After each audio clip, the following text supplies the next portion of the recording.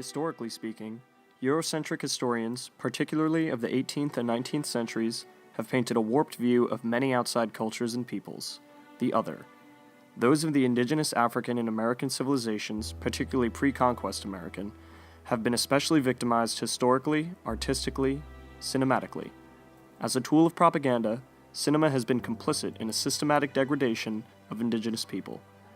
From distorting the history of ancient Africa to twisting the characteristics of the Native American and the discovery of their world, Western society's view of indigenous cultures has become so perverted that to this day, the vast majority of society is either unaware or turns a blind eye to the rich and diverse histories of these people. With the birth of cinema, films that featured African characters or culture were often generally negative or wholly stereotypical. During the colonial era, Africa was represented exclusively by Western filmmakers. The continent was portrayed as an exotic land without its own history or culture. A popular example of this kind of cinema included the jungle epic Tarzan, created by Edgar Rice Burroughs, where the African characters and ape characters are treated as interchangeable. In fact, the way in which several scenes are filmed in the 1918 original motion picture imply that Africans are game to be hunted. In the original motion picture, Tarzan introduces himself as the, quote, killer of beasts and many black men.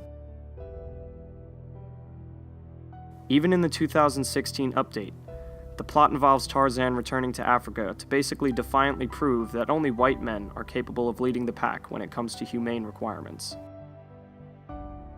In this version, Africa is basically reduced as a port of resources that needs protection from greedy white businessmen, that none of these people can do anything about.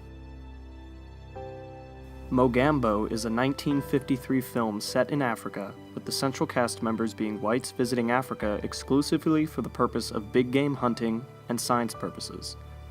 The African characters in the film serve roles such as guides, and are mainly kept physically separate from our white protagonists.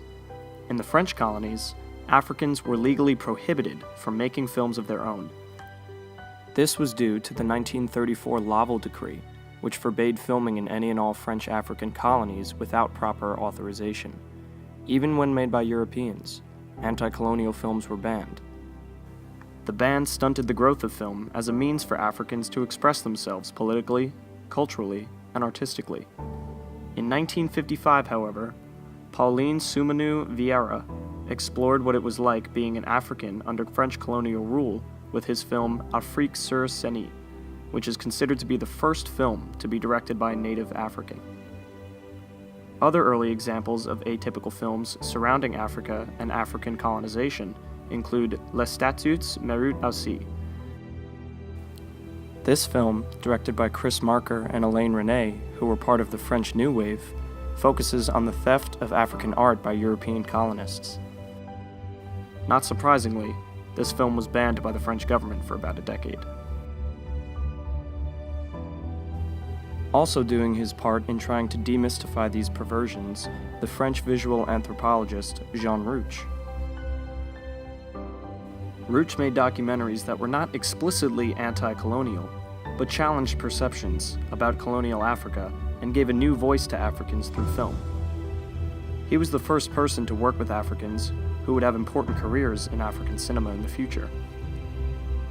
Because most of the films prior to independence were egregiously racist in nature, African filmmakers of the independence era saw filmmaking as an important political tool for rectifying the erroneous image of Africans put forward by Western filmmakers, and for reclaiming the image of Africa for Africans. Aside from the ideological constructs surrounding the African, historians have equally warped, and cinema subsequently propagated, false constructs surrounding the pre-conquest Native American. Through Western writings and filmmaking, the Columbus story has become the most crucial to history. It has also become the most crucial to Eurocentrism. For many North American children, Columbus is an icon, representing discovery, adventure, the New World itself. An important quote from the reading that is worth sharing: "Cinematic recreations of the past reshape the imagination of the present, legitimizing false memories and assumptions." In the 1949 film titled Christopher Columbus, the character is portrayed as a man of vision, an avatar of modernity, He is lauded for his heroic efforts to reach the New World despite his many obstacles. The natives are constantly referred to as heathens throughout the picture, in desperate need of religious conversion. When natives interact with Columbus for the first time, they spontaneously welcome his arrival and seemingly take joy in their own enslavement. They also quickly abandon their own beliefs and culture and embrace the culture of Europe as irresistibly true. In reality, Columbus was mainly driven by greed and profit and slaughtered countless natives. Many modern historians hold him responsible for genocide. Do we see one bit of that in this Western idealization of him? Of course not. While these aforementioned films have severely perverted the image of Native Americans, there are films that demystify these perversions, however still reference the unfortunate loss of much of Native American culture.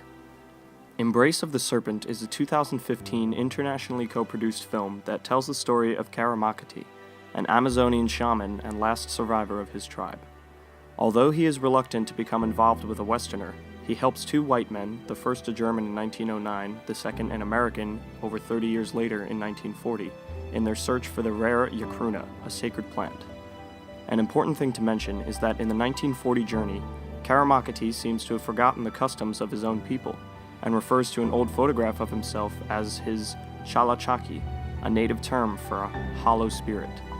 As time passed, Karamakati now believes that he has lost his true self, and has become his chalachaki. Unable to remember many of his tribe's basic rituals, the shaman feels like a shell of his former self, lacking the important knowledge, dreams, and connection to nature that once animated him. He notes that the rocks, mountains, and nature used to speak to him, but now he has lost his hearing. He hears nothing. The line is broken, he says. The memories are gone. Rocks, trees, animals, they all went silent.